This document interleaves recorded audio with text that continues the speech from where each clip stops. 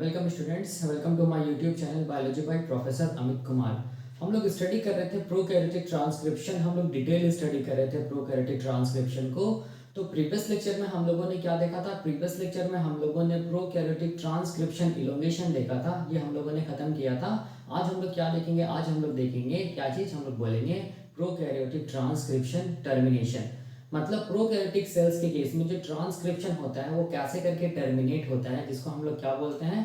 Prokaryotic transcription termination mechanism. ये कैसे होता है, यही आज हम लोगों को स्टडी करना है। वही मैंने हेडिंग का नाम लिखा है कि हम लोग क्या देख रहे हैं? प्रोकैरियोटिक ट्रांसक्रिप्शन मैकेनिज्म देख रहे हैं। तो इसमें हम लोग क्या मैकेनिज्म देखेंगे कि कैसे करके टर्मिनेशन होगा ट्रांसक्रिप्शन का इन केस ऑफ प्रोकैरियोट्स, जिसको हम लोग क्या बोलते हैं?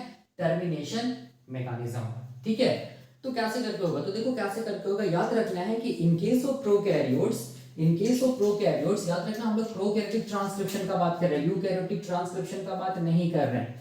अगर हम लोग बात करेंगे प्रोकैरियोटिक ट्रांसक्रिप्शन का, तो याद रखना है यहां पर क्या होता है, हम लोग बोलेंगे यहां पर ट्रांसक्रिप्शन को टर्मिनेट होने के लिए हम लोग बोलेंगे दो मैकेनिज्म। मतलब जो प्रोकैरियोटिक सेल्स होता है, फॉर एग्जांपल बैक्टीरिया में क्या हम लोग बोलेंगे? इकोलाई जो बैक्टीरिया होता है वो क्या करता है, हम लोग बोलेंगे दो मेथड का यूज करता है। क्या चीज को टर्मिनेट करने के लिए? हम लोग बोलेंगे ट्रांसक्रिप्शन को टर्मिनेट करने के लिए। पहला जो मेथड जो यूज करता है प्रोकैरियोटिक सेल्स या बैक्टीरिया या इकोलाई, इसको हम लोग बोलते हैं रो डिपेंडेंट क्या चीज? हम लोग बोलेंगे टर्मिनेशन। दूसरा को हम लोग बोलते हैं क्या चीज? रो इंडिपेंडेंट क्या चीज? हम लोग बोलेंगे इंडिपेंडेंट। ठीक है, इंडिपेंडेंट रो इंडिपेंडेंट क्या चीज? हम लोग बोलेंगे टर्मिनेशन। ठीक है, ये दो मेथड यूज करता है बैक्टीरिया क्या चीज को टर्मिनेट करने के लिए? ट्रांसक्रिप्शन को टर्मिनेट करने के लिए। याद रखना है रो डिपेंडेंट हम लोग बोलेंगे जो कि बाहर से प्रोटीन लग रहा है, जिसको हम लोग रो प्रोटीन बोलते हैं। इसीलिए ऐसे टर्मिनेशन को हम लोग क्या बोलेंगे? एक्सट्रिंजिक टर्मिनेशन बोलेंगे। क्या बोलेंगे? एक्सट्रिंजिक टर्मिनेशन बोलेंगे। ठीक है, एक्सट्रिंजिक का मतलब क्या हो गया? बाहर से कोई प्रोटीन आ रहा है, जिस प्रोटीन का नाम है रो प्रोटीन, वो क्या करा रहा है? हम लोग बोलेंगे ट्रांसक्रिप्शन का टर्मिनेशन करा रहा है, तो उसको हम लोग क्या बोलेंगे? Extrinsic termination. और रो डिपेंडेंट कैसा टर्मिनेशन होता है? हम लोग बोलेंगे एक्सट्रिंजिक ट्रांसक्रिप्शन टर्मिनेशन होता है। और रो इंडिपेंडेंट को हम लोग क्या बोलते हैं? रो इंडिपेंडेंट को हम लोग क्या बोलते हैं? इंट्रिंसिक टर्मिनेशन बोलते हैं। इंट्रिंसिक टर्मिनेशन बोलते हैं। ठीक है, क्यों इसको इंट्रिंसिक टर्मिनेशन बोलते हैं? क्योंकि यहां पर कोई भी बाहर से प्रोटीन रो प्रोटीन नहीं आ रहा है। यहां पर हम लोग बोलेंगे खुद हम लोग बोलेंगे जो आरएनए का जो चेन है ना, उस चेन में कुछ सीक्वेंस होता है। वो सीक्वेंस क्या करता है? खुद अपने आप को क्या कराता है? हम लोग बोलेंगे ट्रांसक्रिप्शन का टर्मिनेशन कराता है। इसीलिए इसको हम लोग क्या बोलते हैं? इंट्रिंसिक टर्मिनेशन बोलते हैं। ठीक है, क्योंकि हम लोग बोलेंगे जो आरएनए होता है उसमें कुछ इंट्रिंसिक सिग्नल होता है। ठीक है, आरएनए खुद ही अपने आप को क्या कराएगा? हम लोग बोलेंगे टर्मिनेट कराएगा। और आरएनए पॉलीमरेज को क्या कराएगा? हम लोग बोलेंगे क्या कराएगा? रिलीज कराएगा। ठीक है, इसको हम लोग बोलते हैं रो इंडिपेंडेंट ट्रांसक्रिप्शन टर्मिनेशन बोलते हैं। ठीक है, अब देखो हम लोग वन बाय वन देखेंगे। सबसे पहले हम लोग देखेंगे रो डिपेंडेंट ट्रांसक्रिप्शन टर्मिनेशन क्या होता है, एक्सट्रिंजिक टर्मिनेशन जिसको बोलते हैं वो क्या होता है। दूसरा हम लोग देखेंगे रो इंडिपेंडेंट टर्मिनेशन क्या होता है, जिसको हम लोग इंट्रिंसिक टर्मिनेशन बोलते हैं। ये क्या होता है हम लोग देखेंगे। ठीक है, तो पहले हम लोग क्या देखेंगे? रो डिपेंडेंट टर्मिनेशन। अब देखिए यहाँ पर रो डिपेंडेंट टर्मिनेशन याद रखना है। देखो रो डिपेंडेंट टर्मिनेशन हमेशा याद रखना है एप्लीकेबल होता है किस किस किस केस में? हम लोग बोलेंगे एमआरएनए के केस में। याद रखना है एमआरएनए के केस में क्या होता है? हम लोग बोलेंगे जो टर्मिनेशन होता है वो क्या होगा? रो डिपेंडेंट होगा। ठीक है, और आरआरएनए के केस में और हम लोग बोलेंगे टीआरएनए के केस में जो ट्रांसक्रिप्शन टर्मिनेशन होगा ना, वो क्या होगा? हम लोग बोलेंगे रो इंडिपेंडेंट होगा। क्यों आरआरएनए और टीआरएनए का जो ट्रांसक्रिप्शन का टर्मिनेशन होता है वो रो इंडिपेंडेंट होता है? इसीलिए होता है क्योंकि आरआरएनए और जो टीआरएनए है ना, ये आरएनए को देखेंगे तो इसमें बहुत ज्यादा क्या होता है? हम लोग बोलेंगे लूपिंग होता है, बहुत ज्यादा लूप का फॉर्मेशन होता है। ठीक है, और इतना ज्यादा लूप का फॉर्मेशन होता है कि वो लूप को नहीं क्रॉस कर पाएगा। कौन? हम लोग बोलेंगे रो प्रोटीन। ठीक है, रो प्रोटीन इस लूप को नहीं क्रॉस कर पाएगा। इसीलिए यहां पर क्या होगा? हम लोग बोलेंगे जो ट्रांसक्रिप्शन टर्मिनेशन होगा वो क्या होगा? हम लोग बोलेंगे रो इंडिपेंडेंट होगा। क्या होगा? रो इंडिपेंडेंट क्या चीज हम लोग बोलेंगे? टर्मिनेशन होगा। किसमें? हम लोग बोलेंगे आरआरएनए में। और हम लोग बोलेंगे टीआरएनए में। इसको याद रखना है, मतलब बताने का मतलब क्या चीज हो गया कि रो डिपेंडेंट ट्रांसक्रिप्शन का टर्मिनेशन किस केस में होगा, हम लोग बोलेंगे प्रोकैरियोटिक एमआरएनए के केस में होगा। रो इंडिपेंडेंट ट्रांसक्रिप्शन टर्मिनेशन किस केस में होगा, हम लोग बोलेंगे आरआरएनए के केस में होगा और टीआरएनए के केस में होगा। ठीक है, इस चीज को याद रखिएगा। वही मैंने यहाँ पर लिखा है, देखो ध्यान से, रो डिपेंडेंट जो टर्मिनेशन होता है, इसको एक्सट्रिंसिक टर्मिनेशन बोलते हैं, वो एमआरएनए के केस में एप्लीकेबल होता है, प्रोकैरियोटिक एमआरएनए के केस में एप्लीकेबल होगा। और रो इंडिपेंडेंट टर्मिनेशन जिसको इंट्रिंसिक टर्मिनेशन बोलते हैं, वो आरआरएनए और टीआरएनए के केस में क्या होगा, हम लोग बोलेंगे एप्लीकेबल होगा। क्यों? क्योंकि आरआरएनए एंड टीआरएनए के केस में हम लोग बोलेंगे इसका जो आरएनए बनता है ना, आरआरएनए और टीआरएनए, उसमें हम लोग बोलेंगे बहुत सारा क्या बनता है, हम लोग बोलेंगे ऐसे करके लूप बनने लगता है, ऐसे करके लूप बनने लगता है। ठीक है, तो ये लूप को हम लोग बोलेंगे रो प्रोटीन नहीं क्रॉस कर पाएगा, रो जो प्रोटीन होता है वो इस लूप को नहीं क्रॉस कर पाएगा। ठीक है, नहीं क्रॉस कर पाएगा। तो अगर लूप को नहीं क्रॉस कर पाएगा रो प्रोटीन, तो इसका मतलब हो गया, हम लोग बोलेंगे ऐसा ट्रांसक्रिप्शन टर्मिनेशन को हम लोग क्या बोलेंगे, रो इंडिपेंडेंट है ना, इसीलिए इसको हम लोग क्या बोलते हैं, रो इंडिपेंडेंट ट्रांसक्रिप्शन टर्मिनेशन, जो देखा गया है किसमें, आरआरएनए और टीआरएनए में in case of prokaryotic cells. ठीक है, एमआरएनए में, प्रोकैरियोटिक सेल का एमआरएनए में कैसा ट्रांसक्रिप्शन टर्मिनेशन होता है, हम लोग बोलेंगे रो डिपेंडेंट। क्यों? क्योंकि ये जो एमआरएनए होता है ना, उसमें कोई भी लूप का फॉर्मेशन नहीं होता है। ठीक है, कोई भी लूप का फॉर्मेशन नहीं होता है, और ये एमआरएनए सिंपल हम लोग बोलेंगे स्ट्रेट रहता है। और तो क्या होता है, हम लोग बोलेंगे रो प्रोटीन आसानी से क्या कर पाता है, हम लोग बोलेंगे इस एमआरएनए में मूव कर पाता है और क्या करा पाता है, हम लोग बोलेंगे एमआरएनए का, या हम लोग बोलेंगे ट्रांसक्रिप्शन का टर्मिनेशन करवा पाता है। इसीलिए एमआरएनए के केस में रो डिपेंडेंट ट्रांसक्रिप्शन टर्मिनेशन होता है, आरआरएनए टीआरएनए के केस में रो इंडिपेंडेंट ट्रांसक्रिप्शन टर्मिनेशन होता है। ठीक है, तो ये था कॉन्सेप्ट। तो अभी हम लोग क्या देखेंगे, रो डिपेंडेंट क्या चीज, ट्रांसक्रिप्शन टर्मिनेशन। तो मैं इसको बिठा रहा हूं और मैं देखो यहाँ पर बता रहा हूँ ये रो डिपेंडेंट ट्रांसक्रिप्शन टर्मिनेशन क्या होता है, डिटेल में बता रहा हूँ। ठीक है, एक चीज याद रखिएगा, ये जो ट्रांसक्रिप्शन का टर्मिनेशन है ना, ये सब बहुत ईजी है। ठीक है, देखो क्या चीज मैं बता रहा हूँ, यहाँ पर जो भी पढ़ाया हूँ उससे मैं समझा रहा हूँ। देखो हम लोग क्या जानते हैं कि जो भी प्रोकैरियोटिक अगर ट्रांसक्रिप्शन यूनिट को देखेंगे तो हम लोग क्या जानते हैं कि ट्रांसक्रिप्शन यूनिट में क्या होता है, हम लोग बोलेंगे 3 एरिया होता है। एक को हम लोग क्या बोलते हैं, एक को बोलते हैं प्रमोटर एरिया, दूसरा को क्या बोलते हैं, हम लोग बोलेंगे स्ट्रक्चरल एरिया, और तीसरा को क्या बोलते हैं हम लोग, टर्मिनेटर एरिया। ठीक है, ये तीनों को मिला के हम लोग क्या बोलेंगे, ट्रांसक्रिप्शनल यूनिट, याद रखना है। ठीक है, प्रोमोटर एरिया, देखो ध्यान से, ये डीएनए के स्ट्रैंड ही तो है ना, डीएनए के स्ट्रैंड ही है ना, तो ये वाला स्ट्रैंड क्या चीज है, 5 प्राइम 3 प्राइम डीएनए का स्ट्रैंड, तो बट हो गया, उसके नीचे क्या होगा, 3 प्राइम 5 प्राइम डीएनए का स्ट्रैंड। 3 प्राइम 5 प्राइम जो डीएनए के स्ट्रैंड, इसको हम लोग क्या बोलेंगे, एंटीसेंस डीएनए का स्ट्रैंड, या इसको हम लोग क्या बोलेंगे, टेम्पलेट डीएनए का स्ट्रैंड या टेम्पलेट स्ट्रैंड।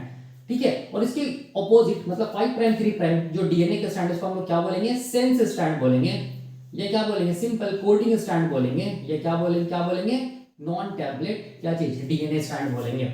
ठीक है, तो क्यों बोलते हैं, मैंने पढ़ाया था, आप देख लेना, ये प्रोकैरियोटिक ट्रांसक्रिप्शन का सीरीज देखिएगा, आपको पता चल जाएगा।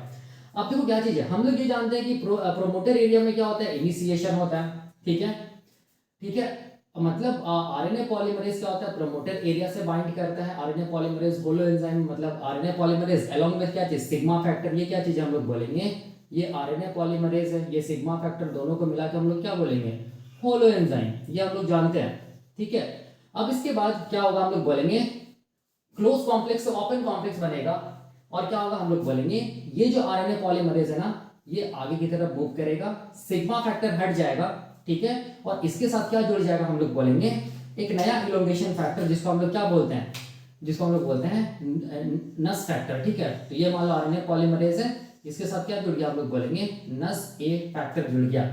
ये इलोंगेशन क्या होगा, हम लोग बोलेंगे स्ट्रक्चरल एरिया में क्या होगा, इलोंगेशन होगा। ठीक है, और जब ये आरएनए पॉलीमरेज कहां पहुंचेगा, हम लोग बोलेंगे टर्मिनेटर एरिया पे पहुंचेगा, तो क्या होगा, हम लोग बोलेंगे ट्रांसक्रिप्शन का टर्मिनेशन होगा। ठीक है, तो अब देखो कैसे करके ट्रांसक्रिप्शन का टर्मिनेशन होगा, तो हम लोग बोलेंगे 2 तरीके से होगा, पहला रो डिपेंडेंट टर्मिनेशन, दूसरा हम लोग बोलेंगे रो इंडिपेंडेंट टर्मिनेशन। तो अभी हम लोग रो डिपेंडेंट देख रहे हैं। देखो इसको मैं और ज्यादा मैग्नीफाई करके बना रहा हूँ, ये डीएनए के स्ट्रैंड को मैं ऐसे करके बना रहा हूँ। ठीक है, ऐसे करके, ठीक है, इसको मैं ऐसे करके दिखा दे रहा हूँ, ऐसे करके देखो, ऐसे करके दिखा रहा हूँ। ठीक है, ये क्या चीज हम लोग बोलेंगे, ये क्या चीज है, 5 प्राइम है, ये कौन सा डीएनए का स्ट्रैंड है, 5 प्राइम 3 प्राइम, तो ये क्या होगा, 3 प्राइम 5 प्राइम डीएनए का स्ट्रैंड है। ठीक है। ये जो 3 प्राइम 5 प्राइम डीएनए का स्ट्रैंड है इसको हम लोग टेम्पलेट डीएनए का स्ट्रैंड बोलते हैं। क्या बोलते हैं इसको हम लोग? टेम्पलेट बोलते हैं या एंटीसेंस डीएनए का स्ट्रैंड बोलते हैं, हम लोग जानते हैं, ठीक है। और देखो ध्यान से यहाँ पर ये क्या चीज है, ये क्या चीज है, ट्रांसक्रिप्शन बबल है ना, मतलब ये मूव कर रहा है, ठीक है। कौन? आरएनए पॉलीमरेज, ठीक है। उसके साथ क्या जुड़ा हुआ हम लोग बोलेंगे, नस ए फैक्टर जुड़ा हुआ है, ठीक है। तो ये जैसे जैसे स्ट्रक्चरल एरिया में मूव कर रहा है पॉलीमरेज, तो ये क्या कर रहा है, देखो ध्यान से, ये क्या कर रहा है हम लोग बोलेंगे, ये एंटीसेंस डीएनए के स्ट्रैंड को यूज करके ये क्या कर रहा है हम लोग बोलेंगे, क्या कर रहा है, देखो ध्यान से, ये क्या कर रहा है, एमआरएनए का फॉर्मेशन कर रहा है, ठीक है। ये क्या चीज है हम लोग बोलेंगे, ये क्या चीज है, एमआरएनए का फॉर्मेशन कर रहा है, ठीक है। याद रखिएगा ये क्या चीज हम लोग बोलेंगे, 3 प्राइम OH है, ये क्या चीज है, एमआरएनए का फॉर्मेशन कर रहा है, कौन? हम लोग बोलेंगे आरएनए पॉलीमरेज, ठीक है। यही कॉन्सेप्ट है, ठीक है। कौन सा डीएनए के स्ट्रैंड को यूज करके हम लोग बोलेंगे, जो टेम्पलेट डीएनए का स्ट्रैंड है उसको यूज करके, ठीक है ना। तो अब देखो मान लो कि यहाँ पर क्या चीज है, देखो ये वाला एरिया क्या चीज है, ये वाला एरिया हम लोग बोलेंगे टर्मिनेशन साइट है, ठीक है। ये हम लोग बोलेंगे टर्मिनेशन एरिया है। तो याद रखना है टर्मिनेशन साइट में जैसे ही आरएनए पॉलीमरेज पहुंचेगा, पहला जैसे ही आरएनए पॉलीमरेज पहुंचेगा टर्मिनेशन साइट में, तो हम लोग बोलेंगे टर्मिनेशन साइट में क्या क्या प्रेजेंट होगा, हम लोग बोलेंगे क्या प्रेजेंट होगा, टर्मिनेशन सीक्वेंस प्रेजेंट होगा। क्या प्रेजेंट होगा? टर्मिनेशन सीक्वेंस प्रेजेंट होगा, ठीक है, याद रखना है। और ये टर्मिनेशन सीक्वेंस कौन से डीएनए के स्ट्रैंड में प्रेजेंट होगा, हम लोग बोलेंगे टेम्पलेट जो डीएनए के स्ट्रैंड है ना, टेम्पलेट जो डीएनए के स्ट्रैंड है या एंटीसेंस जो डीएनए के स्ट्रैंड है, उस डीएनए के स्ट्रैंड में हम लोग बोलेंगे क्या प्रेजेंट होगा, टर्मिनेशन सीक्वेंस प्रेजेंट होगा, ठीक है। और ये टर्मिनेशन सीक्वेंस कैसा रिच होगा, हम लोग बोलेंगे कैसा रिच होगा, पोली ए रिच होगा, ठीक है, पोली ए रिच होगा। कितना हम लोग बोलेंगे इसमें एडेनिन रेसिड्यू जुड़ा हुआ रहेगा, हम लोग बोलेंगे 8 से 10 एडेनिन रेसिड्यू जुड़ा हुआ रहेगा, किसमें, टर्मिनेशन सीक्वेंस में। तो देखो ये क्या चीज है, ये क्या चीज है, ये क्या चीज है, एंटीसेंस डीएनए के स्ट्रैंड है, देखो ध्यान से ये वाला, इसमें ये वाला क्या चीज हम लोग बोलेंगे टर्मिनेशन सीक्वेंस है, देखो ध्यान से, टर्मिनेशन सीक्वेंस है जिसके पास क्या जुड़ा हुआ है, adenine adenine adenine adenine adenine जुड़ा हुआ है। कितना एडेनिन, तो हम लोग बोलेंगे 8 से 10, तो काउंट करो 1 2 3 4 5 6 7 8 to 10 होगा, ठीक है। और ये जो पोली ए रिच जो सीक्वेंस है, ठीक है, इसी को हम लोग क्या बोलते हैं, इसी को हम लोग क्या बोलते हैं, टर्मिनेशन सीक्वेंस बोलते हैं, ठीक है। इसी को हम लोग क्या बोलेंगे, इसी को हम लोग क्या बोलेंगे, टर्मिनेशन सीक्वेंस बोलेंगे, याद रखना है टर्मिनेशन सीक्वेंस बोलेंगे, ठीक है। और ये टर्मिनेशन सीक्वेंस का दूसरा नाम क्या चीज हम लोग बोलेंगे, टर्मिनेटर भी बोलते हैं। टर्मिनेटर का मतलब क्या चीज होगी, हम लोग बोलेंगे टर्मिनेशन सीक्वेंस प्रेजेंट इन, हम लोग बोलेंगे एंटीसेंस डीएनए स्ट्रैंड, ठीक है, जो कि क्या होगा, हम लोग बोलेंगे पोली ए रिच होगा। कितना एडेनिन रेसिड्यू रहेगा, हम लोग बोलेंगे 8 से 10 एडेनिन रेसिड्यू रहेगा। तो जैसे आरएनए पॉलीमरेज, देखो ध्यान से, जैसे आरएनए पॉलीमरेज कहां पर पहुंचेगा, ये आरएनए पॉलीमरेज है, देखो ये आरएनए पॉलीमरेज, जैसे आरएनए पॉलीमरेज ये वाला क्या चीज हम लोग बोलेंगे टर्मिनेशन साइट पे पहुंचेगा, ठीक है। देखो ध्यान से, टर्मिनेशन साइट पे पहुंचेगा, ये मैं डॉट डॉट डॉट करके दिखा रहा हूं, जैसे आरएनए पॉलीमरेज टर्मिनेशन साइट पे पहुंचेगा तो क्या होगा, हम लोग बोलेंगे, याद रखना है कि अब हम लोग बोलेंगे कि आरएनए पॉलीमरेज और भी एमआरएनए को नहीं बना पाएगा, क्योंकि टर्मिनेशन साइट पे क्या प्रेजेंट है, टर्मिनेशन सीक्वेंस प्रेजेंट है।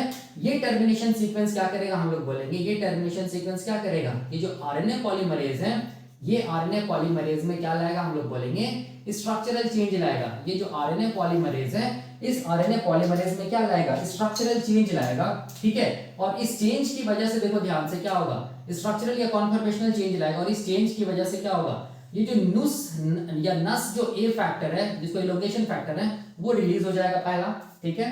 दूसरा हम लोग बोलेंगे ये आरएनए पॉलीमरेज भी क्या होगा, डीएनए के स्ट्रैंड से हट जाएगा। और तीसरा देखो ध्यान से, ये जो एमआरएनए बन रहा है ना, वो एमआरएनए भी क्या हो जाएगा, हम लोग बोलेंगे क्या हो जाएगा, रिलीज हो जाएगा। एमआरएनए भी क्या हो जाएगा, हम लोग बोलेंगे रिलीज हो जाएगा। कब ऐसा होगा, जब आरएनए पॉलीमरेज कहां पहुंच जाए, टर्मिनेशन साइट पे पहुंच जाए, वहां पर टर्मिनेशन सीक्वेंस प्रेजेंट होगा, पोली ए रिच सीक्वेंस प्रेजेंट होगा, ठीक है। ये पोली ए रिच सीक्वेंस क्या करेगा, देखो ध्यान से, ये पोली ए रिच सीक्वेंस क्या करेगा, आरएनए पॉलीमरेज में क्या लाएगा, कन्फर्मेशनल चेंज, स्ट्रक्चरल चेंज लाएगा, जिसकी वजह से आरएनए पॉलीमरेज क्या होगा, हम लोग बोलेंगे डीएनए के स्ट्रैंड से हट जाएगा, नस ए फैक्टर भी हट जाएगा, और ये जो एमआरएनए है वो भी क्या हो जाएगा, रिलीज हो जाएगा। लेकिन याद रखना, देखो ये ए सीक्वेंस है ना, पोली ए सीक्वेंस है, टर्मिनेशन सीक्वेंस है, इसके कॉम्प्लीमेंट्री यू यू यू यहां पर क्या करेगा, आरएनए पॉलीमरेज बनाएगा, ठीक है। यू यू यू मतलब ये क्या चीज हम लोग बोलेंगे, ये ए और यू के बीच में क्या रहेगा, double hydrogen bond, double hydrogen bond, double hydrogen bond, double hydrogen bond, double hydrogen bond, double hydrogen bond, double hydrogen bond. ठीक है, इसको हम लोग क्या बोलेंगे, देखो ध्यान से, इसको हम लोग क्या बोलेंगे, ये क्या चीज है, डीएनए के स्ट्रैंड है ना, ठीक है, और ये क्या आरएनए के स्ट्रैंड है ना, इसको हम लोग क्या बोलेंगे, इसको हम लोग बोलेंगे डीएनए आरएनए हाइब्रिड। क्या बोलेंगे, डीएनए आरएनए हाइब्रिड का फॉर्मेशन होगा टर्मिनेशन साइट पे। ठीक है, और ये डीएनए आरएनए हाइब्रिड बन गया, इसका मतलब याद रखना है कि नस ए फैक्टर हट चुका है, आरएनए पॉलीमरेज क्या होगा, यहां से रिलीज हो जाएगा, और ये एमआरएनए यहां से क्या होगा, हम लोग बोलेंगे रिलीज हो जाएगा।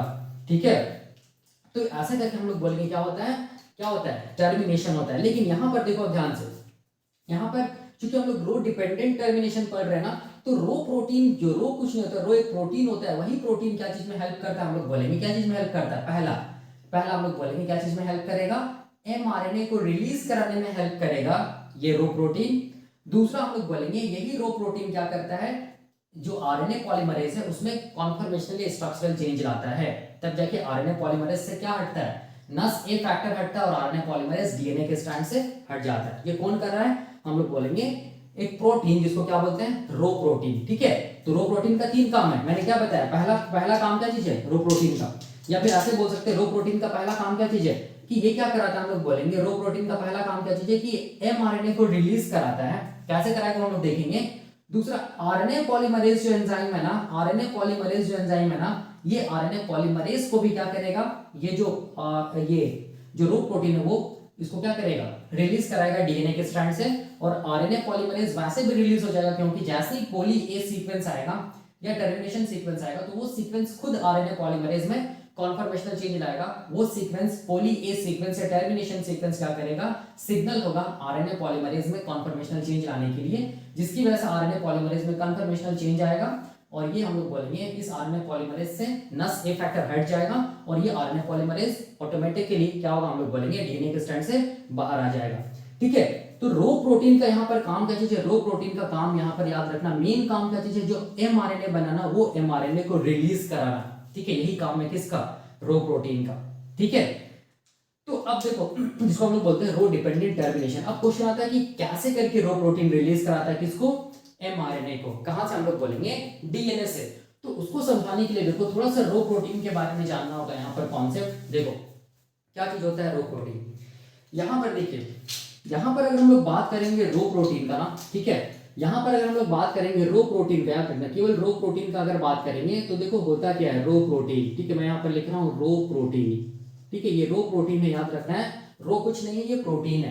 तो फर्स्ट थिंग ये दिमाग में रखना है कि जो रो प्रोटीन होता है ना, वो एक हेक्सामेरिक प्रोटीन होता है। पहला क्या चीज हम लोग बोलेंगे, ये जो रो प्रोटीन होता है वो कैसा प्रोटीन होता है, यहाँ पर मैं बना रहा हूँ, ये जो रो प्रोटीन होता है वो हम लोग बोलेंगे हेक्सामेरिक प्रोटीन होता है। तो देखो यहाँ पर इसमें कितना सब यूनिट होगा, हम लोग बोलेंगे हेक्सामेरिक, इसीलिए इसमें कितना सब यूनिट होगा, हम लोग बोलेंगे टोटल 6 सब यूनिट्स होगा। ठीक है, देखो यहाँ पर टोटल कितना सब यूनिट्स होगा, हम लोग बोलेंगे 1 2 3 4 1 2 3 4 5 6 सब यूनिट्स प्रेजेंट होता है किसमें, हम लोग बोलेंगे रो प्रोटीन में। ठीक है, रो प्रोटीन में कितना सब यूनिट्स प्रेजेंट होता है 6, इसीलिए इसको हम लोग क्या बोलते हैं, हेक्सामेरिक प्रोटीन। याद रखना, हेक्सामेरिक प्रोटीन बोलते हैं रो प्रोटीन को। फर्स्ट थिंग ये याद रखिएगा। दूसरा क्या चीज हम लोग बोलेंगे, इसके पास ये जो रो प्रोटीन होता है ना, ये जो रो प्रोटीन होता है ना, ये रो प्रोटीन के पास हम लोग बोलेंगे क्या एक्टिविटी होता है, हम लोग बोलेंगे हेलिकेज एक्टिविटी होता है। क्या एक्टिविटी होता है, हेलिकेज एक्टिविटी होता है, याद रखना है। ठीक है, इसको हेलिकेज एक्टिविटी की वजह से हम लोग बोलेंगे रो प्रोटीन को हम लोग हेलिकेज प्रोटीन भी बोलते हैं, या हेलिकेज एंजाइम भी बोलते हैं। क्या बोलते हैं, हेलिकेज प्रोटीन भी बोलते हैं, या हेलिकेज एंजाइम भी बोलते हैं, because of the helicase activity of क्या चीज, रो प्रोटीन। यही मैंने लिखा है, और याद रखना है ये हेलिकेज प्रोटीन या रो प्रोटीन को हम लोग क्या बोलते हैं, डीएनए आरएनए, ऐसा बोलेंगे डीएनए आरएनए क्या चीज, हेलिकेज भी बोलते हैं, डीएनए आरएनए हेलिकेज भी बोलते हैं। क्यों बोलते हैं अभी पता चलेगा। ठीक है, क्यों बोलते हैं अभी पता चलेगा, याद रखिएगा। मैंने क्या बताया, मैंने ये बताया कि रो प्रोटीन एक हेक्सामेरिक प्रोटीन होता है, जो कि हम लोग बोलेंगे 1 2 3 4 5 6 डिफरेंट सब यूनिट्स के मिलने से बनता है। ठीक है, और ये अपने आप में क्या है, एक एंजाइम है। क्यों, क्योंकि इसके पास हेलिकेज एक्टिविटी है, इसीलिए क्या सा एंजाइम है, हेलिकेज एंजाइम है, रो प्रोटीन। ठीक है, और रो प्रोटीन क्योंकि हेलिकेज एंजाइम है, इसीलिए इसको हम लोग दूसरे नाम से भी जानते हैं, डीएनए आरएनए हेलिकेज के नाम से भी जानते हैं। क्यों जानते हैं अभी पता चलेगा। ठीक है, तो अब देखो मैं इसको ये नेमिंग कर दे रहा हूँ, ये पहला सब यूनिट, ये दूसरा सब यूनिट, ये तीसरा सब यूनिट, ये चौथा सब यूनिट, ये पांचवा सब यूनिट, ये छठा सब यूनिट, ये हेक्सामेरिक प्रोटीन है। यही मैंने यहाँ पर लिखा है, ठीक है। अब देखो मैंने यहाँ पर ये लिखा है कि जो रो प्रोटीन होता है वो बिलोंग करता है एक फैमिली ऑफ प्रोटीन से जिसको बोलते हैं रैक ए फैमिली। याद रखना, ये एग्जाम पॉइंट ऑफ व्यू से इंपॉर्टेंट है कि रो प्रोटीन किस फैमिली ऑफ प्रोटीन से बिलोंग करता है। हम लोग बोलेंगे rack a family of protein से बिलोंग करता है कौन, रो प्रोटीन, ठीक है। अब देखिए, अब समझिए क्या चीज मैं बता रहा हूँ। रो प्रोटीन जो होता है ना, इसमें हम लोग बोलेंगे दो डोमेन होता है, ठीक है। रो प्रोटीन में क्या होता है, हम लोग बोलेंगे दो डोमेन होता है। देखो समझो क्या चीज है, ये वाला देखो, ये जो अंदर की तरफ जो डोमेन है ना, ये वाला, ठीक है। ये जो अंदर की तरफ जितना भी देखो डोमेन है, ये जो स्ट्रक्चर है रो प्रोटीन का, देखो ये वाला यहाँ से यहाँ तक, इसका क्या चीज यहाँ से यहाँ तक, इसका क्या चीज यहाँ से यहाँ तक, और इसका क्या चीज यहाँ से यहाँ तक, ठीक है। ये जो डोमेन देख रहे हैं ना, ये वाला अंदर वाला डोमेन, इसको हम लोग क्या बोलते हैं, इसको हम लोग बोलते हैं क्या चीज, एंड टर्मिनल डोमेन बोलते हैं। क्या बोलते हैं, एंड टर्मिनल डोमेन बोलते हैं, या क्या बोलेंगे इसको, या इसको हम लोग बोलेंगे न्यूक्लियोटाइड बाइंडिंग डोमेन भी बोलेंगे। इसको हम लोग क्या बोलेंगे, न्यूक्लियोटाइड बाइंडिंग डोमेन भी बोलेंगे। क्यों बोलेंगे अभी पता चलेगा। अभी स्ट्रक्चर देखो क्या चीज का हम लोग बोलेंगे, रो प्रोटीन का, तब मैं समझा पाऊंगा कि कैसे करके ये क्या बोलते हैं, एक्सट्रिंसिक टर्मिनेशन, या हम लोग बोलेंगे रो डिपेंडेंट टर्मिनेशन में हेल्प करा रहा है, ट्रांसक्रिप्शन टर्मिनेशन में हेल्प करा रहा है, ठीक है। तो इसके पास दो डोमेन होगा, एक डोमेन जो अंदर की तरफ होगा, देखो ध्यान से, इसको हम लोग क्या बोलेंगे, एंड टर्मिनल डोमेन या न्यूक्लियोटाइड बाइंडिंग डोमेन, याद रखना है। और ये एंड टर्मिनल डोमेन में देखो ध्यान से, ये एंड टर्मिनल डोमेन में क्या होता है ना, हम लोग बोलेंगे एमिनो एसिड ऐसे करके फोल्ड करता है, यहाँ पर एमिनो एसिड ऐसे करके फोल्ड करता है कि हम लोग बोलेंगे क्यू जैसा एक लूप दिखता है, ठीक है। देखो ध्यान से, ये क्यू लूप है, ठीक है। यहाँ पर भी क्या होगा, हम लोग बोलेंगे क्या होगा, हम लोग बोलेंगे क्यू लूप बनेगा ऐसे करके। यहाँ पर भी क्या बनेगा, देखो ध्यान से, ऐसे करके क्यू लूप बनेगा। यहाँ पर भी क्या बनेगा, हम लोग बोलेंगे ऐसे करके क्यू लूप बनेगा। यहाँ पर भी क्या बनेगा, क्यू लूप, यहाँ पर भी क्या बनेगा, क्यू लूप बनेगा, ठीक है। तो इसको हम लोग क्या बोल रहे हैं, इसको हम लोग बोल रहे हैं क्या चीज, क्यू लूप का फॉर्मेशन होता है कहाँ, हम लोग बोलेंगे क्या चीज, कहाँ, ये जो एंड टर्मिनल डोमेन है या न्यूक्लियोटाइड बाइंडिंग डोमेन है, किसका, हम लोग बोलेंगे रो प्रोटीन का, वहां पर। वही मैंने यहाँ पर लिखा है कि देखो यहाँ पर मैंने कहीं लिखा है कि क्या बोलते हैं, क्यू लूप बनता है। देखो यहाँ पर it consist of Q loop, ठीक है, याद रखना है। आप देखो ध्यान से, ये क्यू लूप का क्या फंक्शन है ये तो हम लोग जानेंगे। फिलहाल इतना जानना है कि एंड टर्मिनल डोमेन होता है जिसको न्यूक्लियोटाइड बाइंडिंग डोमेन भी बोलते हैं, और उस डोमेन में क्या होता है, हम लोग बोलेंगे एमिनो एसिड्स का क्या रहता है, हम लोग बोलेंगे एमिनो एसिड्स का जो सीक्वेंस और जो एमिनो एसिड्स का चेन होता है वो अपने आप को किस फॉर्म में अरेंज करता है, क्यू मैनर में अरेंज करता है, जिसको हम लोग क्यू लूप बोलते हैं, ठीक है। इसका क्या नाम है अभी पता चलेगा। बाकी रेस्ट जो बच गया, देखो बाहर की तरफ, देखो बाहर की तरफ जो डोमेन है ना, ये वाला, इस तरफ वाला जो डोमेन है, देखो ध्यान से, ये वाला जो डोमेन है, बाहर की तरफ जो डोमेन है, ये वाला डोमेन, ठीक है, ये वाला डोमेन, ये वाला, देखो यहाँ पर ये डोमेन है, यहाँ पर ये वाला ये डोमेन है, और ये जो डोमेन है बाहर की तरफ जो डोमेन है ना, इसको हम लोग क्या बोलते हैं, इसको हम लोग बोलते हैं क्या चीज, सी टर्मिनल डोमेन। इसको हम लोग क्या बोलेंगे, सी टर्मिनल डोमेन बोलेंगे। और क्या चीज हम लोग बोलेंगे, हेक्सामेरिक रो प्रोटीन। अब देखो ये जो सी टर्मिनल डोमेन होता है ना, ये सी टर्मिनल डोमेन का मतलब क्या चीज हम लोग बोलेंगे, कार्बोक्सिल टर्मिनल डोमेन, ठीक है। कार्बोक्सिल टर्मिनल डोमेन के पास ही क्या होता है, देखो ध्यान से, इसी के पास क्या होता है, हम लोग बोलेंगे एटीपेज एक्टिविटी होता है। इसी के पास क्या होता है, एटीपेज एक्टिविटी होता है, याद रखना है। या इसको हम लोग क्या बोल सकते हैं, या इसको हम लोग बोल सकते हैं, एटीपेज की जगह हम लोग टर्म यूज कर सकते हैं एंटीपेज एक्टिविटी, ठीक है। एटीपेज एक्टिविटी या हम लोग एंटीपेज एक्टिविटी भी बोल सकते हैं, ठीक है। या सी टर्मिनल डोमेन को एटीपेज या एंटीपेज, या इसको हम लोग बोल सकते हैं क्या चीज, हेलिकेज एक्टिविटी भी बोल सकते हैं।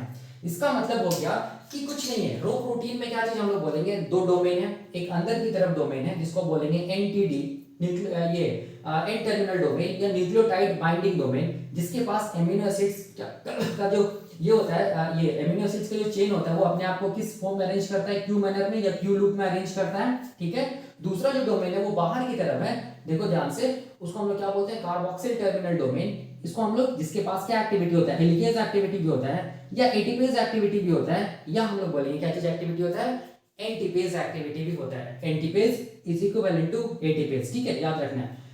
ये एक्टिविटी होता है किसका, हम लोग बोलेंगे सी टर्मिनल डोमेन ऑफ क्या चीज हम लोग बोलेंगे, रो प्रोटीन। तो ये रो प्रोटीन का क्या हो गया, हम लोग बोलेंगे स्ट्रक्चर हो गया, रो प्रोटीन का क्या हो गया, स्ट्रक्चर हो गया, ठीक है। अब देखो, अब यहाँ पर सबसे इंपॉर्टेंट क्या चीज होता है, देखो ध्यान से, यहाँ पर इंपॉर्टेंट ये होता है ना कि यहाँ पर जो एंड टर्मिनल डोमेन है ना, जिसको न्यूक्लियोटाइड बाइंडिंग डोमेन है, याद रखना ये डोमेन रिकॉग्नाइज करता है, हम लोग बोलेंगे mRNA में कुछ स्पेसिफिक सीक्वेंस को रिकॉग्नाइज करेगा, एन टर्मिनल डोमेन, ठीक है। और सी टर्मिनल डोमेन क्या करेगा, हम लोग बोलेंगे क्या करेगा, ये जो एंजाइम है इसको मूवमेंट में हेल्प करेगा। किस तरह, अभी हम लोग देखेंगे, ठीक है। तो देखो अब मैं समझा रहा हूं यहां पर क्या चीज, कि ये जो रो प्रोटीन है ना, ये रो प्रोटीन कहां पर जाके बाइंड करता है और कैसे करके रो डिपेंडेंट टर्मिनेशन को करवाता है, ठीक है। देखो इसको मैं यहां पर समझा रहा हूं, यहां पर समझा रहा हूं, देखो इसको मिटा रहा हूं मैं, यहां पर एक डायग्राम बना रहा हूं, देखो यहां पर इसको ऐसे करके मैं बना रहा हूं, इसको थोड़ा और मैग्नीफाई करके दिखा दे रहा हूं, ऐसे करके यहां पर इसको ऐसे दिखा रहा हूं, ठीक है। ये कौन सा डीएनए का स्ट्रैंड है, 5 प्राइम, ये वाला कौन सा होगा, 3 प्राइम होगा, ये क्या होगा 3 प्राइम 5 प्राइम, ठीक है। इसको मैं मिटा दे रहा हूं, ये वाला इसको मैं मिटा देता हूं, देखो ध्यान से, इसको मैं मिटा दे रहा हूं।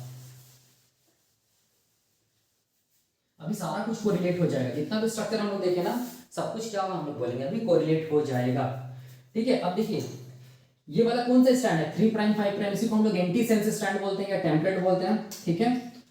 यहाँ पर क्या चीज है, देखो यहाँ पर क्या चीज हम लोग बोलेंगे, ये क्या चीज है, ये क्या चीज है, हम लोग बोलेंगे ये आरएनए पॉलीमरेज है, ये आरएनए पॉलीमरेज है, ठीक है। नस फैक्टर याद रखना हट जाएगा जैसे आरएनए पॉलीमरेज कहां एंटर करेगा, टर्मिनेशन साइट पे। ये क्या चीज है, टर्मिनेशन साइट है, जहां पर हम लोग बोलेंगे ये जो टेम्पलेट डीएनए के स्ट्रैंड है ना, ये वाला, ये जो टेम्पलेट डीएनए के स्ट्रैंड है 3 प्राइम 5 प्राइम, इसके पास क्या होगा, हम लोग बोलेंगे पॉली ए रिच सीक्वेंस होगा, जिसको हम लोग क्या बोलेंगे, टर्मिनेशन सीक्वेंस, या क्या बोलेंगे हम लोग, टर्मिनेटर बोलेंगे। और ये सीक्वेंस में एडेनिन कितना रहेगा, 8 से 10 एडेनिन रेसिड्यू रहेगा, ठीक है, याद रखना है।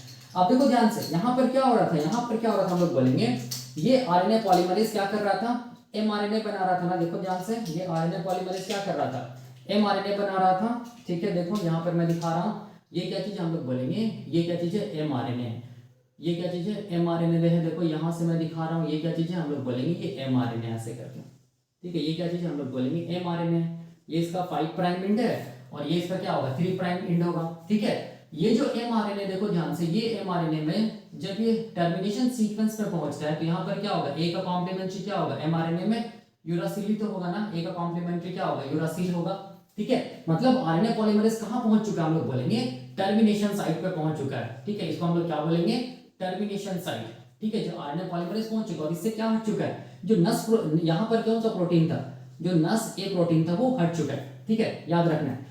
तो अब देखो अब क्या होगा, अब ये होगा कि हम लोग बोलेंगे कि यहाँ पर ये जो एमआरएनए बन रहा है ना, ये जो एमआरएनए बना हुआ है ना, ये जो एमआरएनए बना हुआ है ना, इस एमआरएनए में याद रखना है, इस एमआरएनए में क्या होगा, कहीं पर हम लोग बोलेंगे क्या सीक्वेंस होगा, हम लोग बोलेंगे RUT, रट साइट प्रेजेंट होगा, ठीक है। कहीं पर क्या प्रेजेंट होगा, रट साइट प्रेजेंट होगा।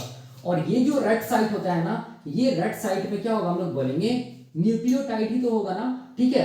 तो कितना से कितना न्यूक्लियोटाइड रहता है, हम लोग बोलेंगे रट साइट में कितना से, हम लोग बोलेंगे 90 से लेके 95 क्या रहेगा, न्यूक्लियोटाइड का क्या रहेगा, हम लोग बोलेंगे सीक्वेंस रहेगा, जिसको हम लोग बोलेंगे रट साइट कहां प्रेजेंट होगा, एमआरएनए में, ठीक है। और यहां पर देखो क्या होगा, यहां पर हम लोग बोलेंगे सारा का सारा हम लोग बोलेंगे न्यूक्लियोटाइड होगा, मतलब साइटोसिन भी होगा, क्या होगा, हम लोग बोलेंगे एडेनिन भी होगा, क्या होगा, देखो इसको ऐसे दिखा रहे हैं, गुआनिन भी होगा, और क्या होगा, यूरासिल भी होगा, गुआनिन भी होगा, यूरासिल भी होगा, ठीक है। मतलब सारा का सारा जो ये होता है ना, क्या बोलेंगे, जो न्यूक्लियोटाइड होता है वो प्रेजेंट होता है कहां, हम लोग बोलेंगे रट साइट में। लेकिन रट साइट इज रिच इन, देखो मैंने यहां पर लिखा है रट साइट इज रिच इन क्या चीज, साइटोसिन, मतलब साइटोसिन का जो अमाउंट होगा ना, कॉन्सेंट्रेशन होगा ना, वो रट साइट में सबसे ज्यादा होगा, इसको याद रखना, ये इंपॉर्टेंट है। वही मैंने यहाँ पर लिखा है कि रट साइट को हम लोग क्या बोलते हैं, रट साइट को हम लोग बोलते हैं रो यूटिलाइजेशन साइट, मतलब यहां पर ये वैसा साइट होता है एमआरएनए में जहां पर कौन बाइंड करेगा, हम लोग बोलेंगे कौन बाइंड करेगा, रो प्रोटीन बाइंड करेगा रट साइट पे, ठीक है। और ये रट साइट हम लोग बोलेंगे, इसमें क्या होता है, इसमें न्यूक्लियोटाइड्स प्रेजेंट होता है, कितना न्यूक्लियोटाइड्स, 90 से 95 न्यूक्लियोटाइड्स प्रेजेंट होगा। यहाँ पर मैंने 1 2 3 4 5 6 7 8 9 10 ही दिखाया है, लेकिन एक्चुअल में कितना होगा, 90 से 95 न्यूक्लियोटाइड्स यहाँ पर रहेगा, ठीक है। अब यहाँ पर वो न्यूक्लियोटाइड में सबसे ज्यादा रिच क्या होगा, हम लोग बोलेंगे साइटोसिन रिच होगा, मतलब साइटोसिन का कॉन्सेंट्रेशन इस रट साइट में बहुत ज्यादा होगा, याद रखना है, ठीक है। और यही रट साइट को कौन रिकॉग्नाइज करता है, यही रट साइट को रिकॉग्नाइज करता है कौन, हम लोग बोलेंगे कौन रिकॉग्नाइज करता है, रो प्रोटीन रिकॉग्नाइज करता है। याद रखना, रो प्रोटीन क्या करता है, रेड साइट को रिकॉग्नाइज करके बाइंड कर जाता है, किससे, रेड साइट से, जो कि mRNA में प्रेजेंट है। ठीक है, तो देखो वही मैंने यहाँ पर लिखा है। पहला मैंने क्या लिखा है कि रेड साइट प्रेजेंट होता है mRNA चेन में। देखो ध्यान से, mRNA चेन में रेड साइट प्रेजेंट होता है।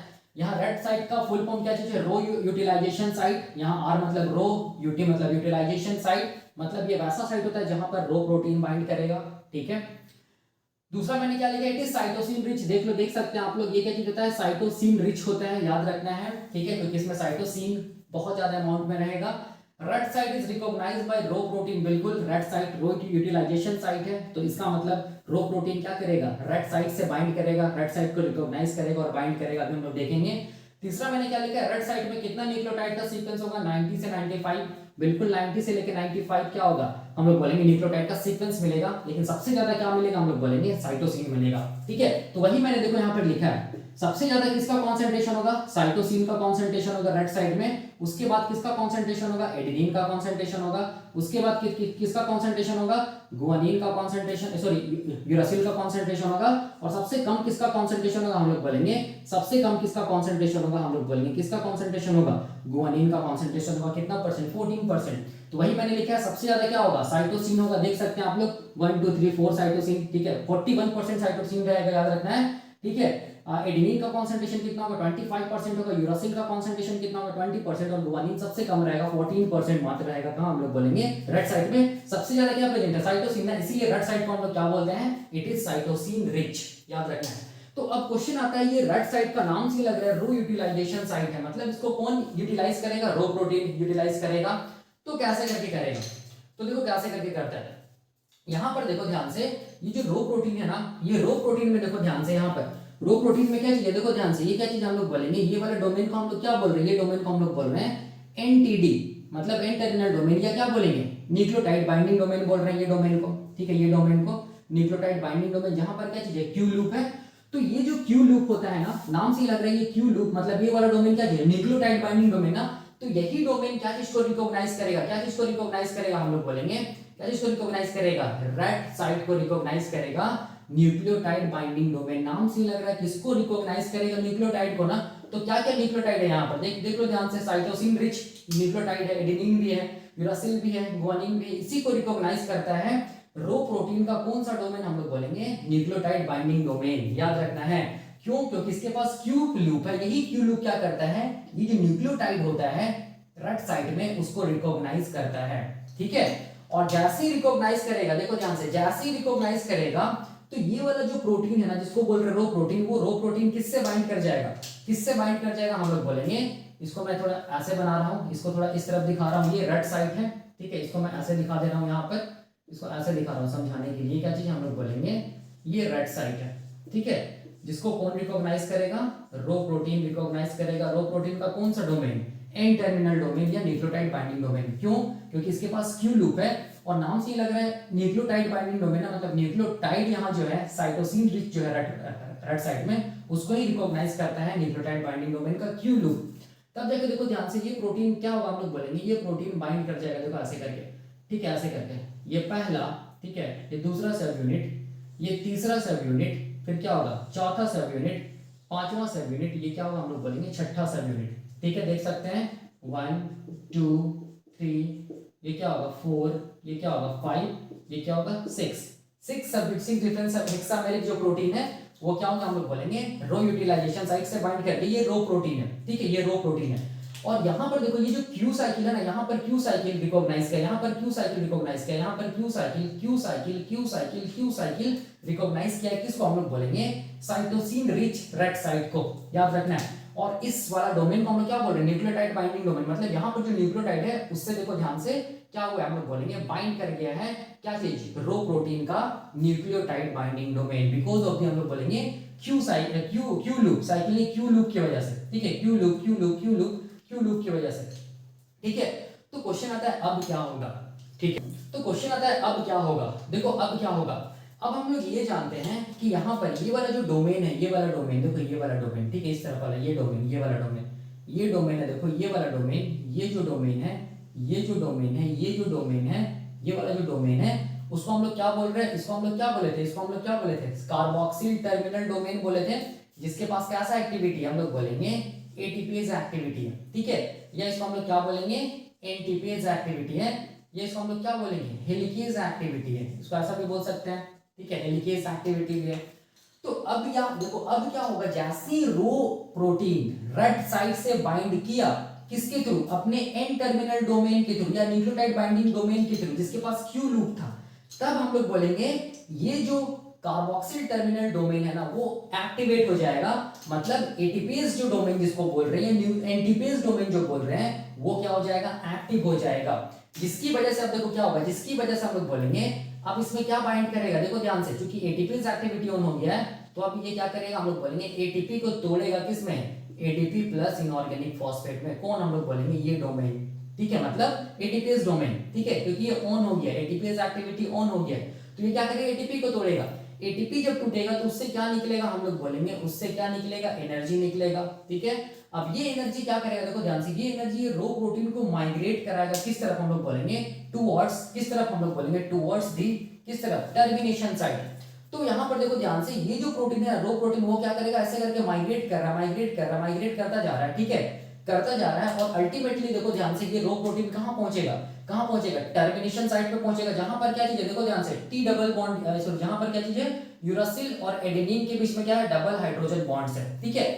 तो ये क्या करेगा, देखो ध्यान से, ये जो रो प्रोटीन है ये माइग्रेट करते करते, मूव करते करते करते करते करते करते कहां तक पहुंचेगा, देखो यहां तक पहुंचेगा, अल्टीमेटली ये क्या करेगा, देखो ध्यान से, अल्टीमेटली ये क्या करेगा, इसको मैं यहां पर दिखा रहा हूं, देखो, ठीक है, यहां पर पहुंचेगा, यहां पर देखो कौन पहुंचेगा, हम लोग बोलेंगे 1 2 3 4 5 6, ठीक है, ये क्या चीज है, हम लोग बोलेंगे ये रो प्रोटीन है, ठीक है, ये क्या चीज है, रो प्रोटीन है। तो ये रो प्रोटीन अब क्या करेगा, देखो ध्यान से, अब ये क्या करेगा, रो प्रोटीन क्या करेगा, ये डीएनए और ये आरएनए, ठीक है, डीएनए आरएनए के बीच में, एडेनिन और यूरासिल के बीच में ये क्या करेगा, देखो मूव करते चला जाएगा, करता चला जाएगा, और किसको, कौन सा बॉन्ड को तोड़ देगा, हाइड्रोजन बॉन्ड्स को तोड़ देगा। जैसे ही हाइड्रोजन बॉन्ड टूटेगा, जैसे हाइड्रोजन बॉन्ड टूटेगा, तो ये जो एमआरएनए है ना, वो एमआरएनए क्या हो जाएगा, हम लोग बोलेंगे क्या हो जाएगा, ऐसे करके बाहर की तरफ रिलीज हो जाएगा, ठीक है, एमआरएनए क्या होगा, बाहर की तरफ रिलीज हो जाएगा, और ये रो प्रोटीन एमआरएनए से डिसोसिएट कर जाएगा, ठीक है। अब देखो ध्यान से, एक्चुअल में ये रो प्रोटीन क्या किया, ए और यू के बीच में जो डबल हाइड्रोजन बॉन्ड है ना उसको ही तोड़ा ना, जिसको मैं ऐसे यहाँ पर दिखा रहा हूँ, देखो ये वाला क्या चीज है, uracil uracil uracil uracil uracil uracil, ये वाला मैं बनाया हूँ, ठीक है। यहाँ पर क्या चीज है, देखो ध्यान से, यहाँ पर क्या है, डीएनए का adenine adenine adenine adenine adenine adenine, ये वाला, ठीक है, दोनों के बीच में क्या है, double hydrogen bond, double hydrogen bond, double hydrogen bond, double hydrogen bond, यही कॉन्सेप्ट है ना। तो यहाँ पर क्या करें, देखो ध्यान से, यहाँ पर क्या कर हम लोग बोलेंगे, जो रो प्रोटीन है वो क्या कर रहा है, ये हाइड्रोजन बॉन्ड्स को तोड़ता चला जा रहा है ना, ठीक है। तब देखिए आरएनए भी सेपरेट हो जा रहा है, डीएनए भी सेपरेट हो जा रहा है, ठीक है। इसका मतलब ये किसका काम कर रहा है, हम लोग बोलेंगे हेलिकेज का काम कर रहा है। हेलिकेज का काम क्या चीज होता है, याद करो, हाइड्रोजन बॉन्ड्स को तोड़ना और सेपरेशन करना, ठीक है। अगर डीएनए के स्ट्रैंड के बीच में हाइड्रोजन बॉन्ड्स को तोड़ रहा है, नाइट्रोजनस बेस के बीच वाला जो ये है, ये हाइड्रोजन बॉन्ड्स को, तब डीएनए के स्ट्रैंड से सेपरेट होता है। तो यहाँ पर देखो ध्यान से, यहाँ पर डीएनए का स्ट्रैंड और आरएनए के स्ट्रैंड के बीच का हाइड्रोजन बॉन्ड्स को तोड़ रहा है, मतलब ये हेलिकेज का काम कर रहा है, इसीलिए इसको हम लोग क्या बोलते हैं, it has helicase activity. DNA RNA helicase क्यों बोल रहे हैं, क्योंकि देख सकते हो ये क्या चीज है, ये डीएनए का स्ट्रैंड है, ये वाला किसका स्ट्रैंड है, आरएनए का स्ट्रैंड है, इसके बीच वाला बॉन्ड्स को तोड़ रहा है ना, इसका मतलब इसको हम लोग क्या बोलेंगे, डीएनए आरएनए क्या चीज, हेलिकेज बोलेंगे। किसको हम लोग बोलेंगे, रो प्रोटीन को। यही मैंने यहां पर लिखा है, जैसे एमआरएनए रिलीज हो जाएगा, ठीक है, जैसे ही एमआरएनए रिलीज हो जाएगा तो रो प्रोटीन क्या हो जाएगा, हम लोग बोलेंगे एमआरएनए से डिसोसिएट कर जाएगा, ठीक है। और जैसे ही आरएनए पॉलीमरेज इस यहां पर टर्मिनेशन साइट पे पहुंचेगा, और वैसे भी देखो आरएनए पॉलीमरेज जैसे ही टर्मिनेशन साइट पे पहुंचा तो क्या मिलेगा, पॉली ए सिग्नल मिलेगा ना। पॉली ए सिग्नल को टर्मिनेशन सीक्वेंस भी बोलते हैं, या हाँ, जो कि टर्मिनेशन साइट पे प्रेजेंट होता है। तो ये आरएनए पॉलीमरेज क्या करेगा, ए का कॉम्प्लीमेंट्री यूरासिल यूरासिल यूरासिल को बना देगा, ठीक है। बनाने के बाद ये क्या हो जाएगा, आरएनए पॉलीमरेज में स्ट्रक्चरल चेंज आएगा, और ये क्या हो जाएगा, हम लोग बोलेंगे डीएनए के स्ट्रैंड से अलग हो जाएगा। नस ए फैक्टर में क्या हो जाएगा, डिसोसिएट कर जाएगा, किससे, आरएनए पॉलीमरेज से। जैसे आरएनए पॉलीमरेज कहां इंटर किया, हम लोग बोलेंगे टर्मिनेशन साइट पे इंटर किया, तो ठीक है। तो मैंने क्या बोला, मैंने ये बोला, जैसे आरएनए पॉलीमरेज टर्मिनेशन साइट पे पहुंचेगा, वैसे ही सबसे पहले नस ए फैक्टर जो इनोवेशन फैक्टर है वो डिसोसिएट किया आरएनए पॉलीमरेज से। अब ये देखो, आरएनए पॉलीमरेज जैसे ही हम लोग बोलेंगे पॉली ए सीक्वेंस को देखेगा, ठीक है, तो ये पॉली ए सीक्वेंस को टर्मिनेशन सीक्वेंस भी बोलते हैं।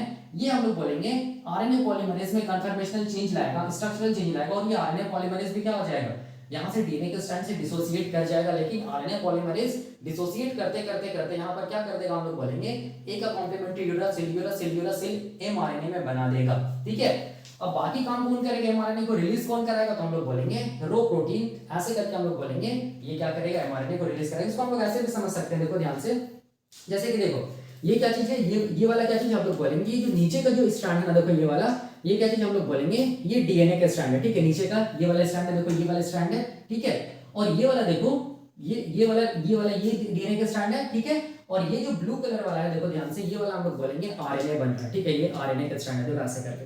ठीक है, तो हुआ क्या, देखो ध्यान से, हुआ ये है कि डीएनए के स्ट्रैंड में, देखो इसको मैं ऐसे करके बता रहा हूँ, ऐसे करके बता रहा हूँ। ठीक है, देखो ये क्या चीज हम लोग बोलेंगे, डीएनए के स्ट्रैंड है। ठीक है, ये वाला, ये डीएनए का स्ट्रैंड है, और ये वाला क्या चीज है, आरएनए का स्ट्रैंड है।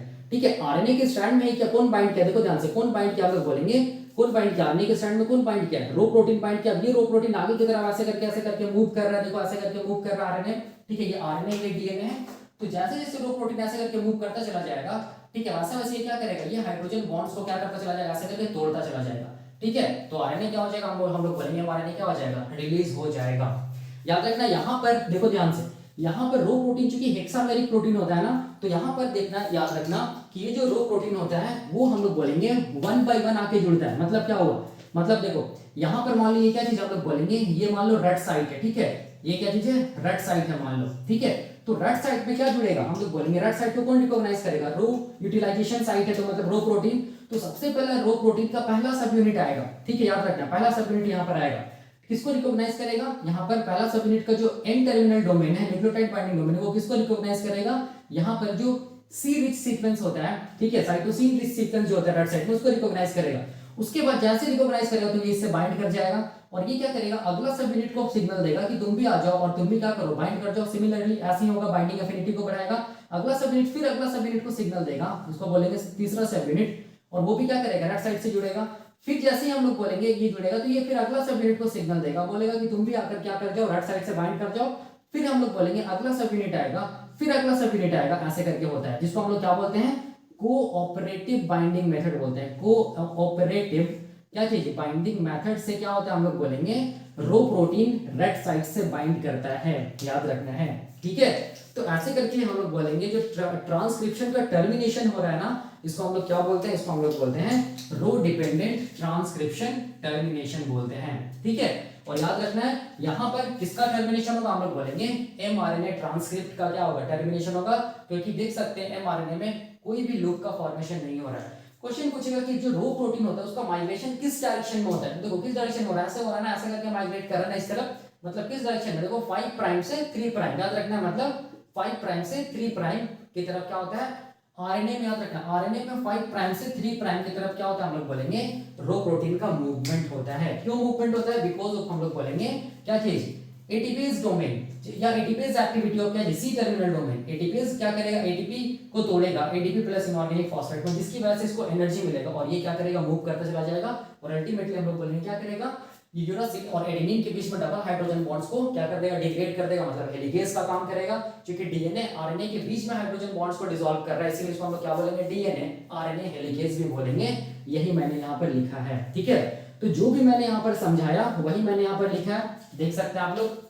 रो एक हेक्सामेरिक प्रोटीन होता है, बिल्कुल हेक्सामेरिक प्रोटीन होता है, जिसके पास हेलिकेज एक्टिविटी होता है। ठीक है, देख सकते हैं हेलिकेज एक्टिविटी हुआ तभी तो ये डीएनए और आरएनए को क्या कर दिया, सेपरेट कर दिया, मतलब बॉन्ड्स को, हाइड्रोजन बॉन्ड्स को तोड़ दिया।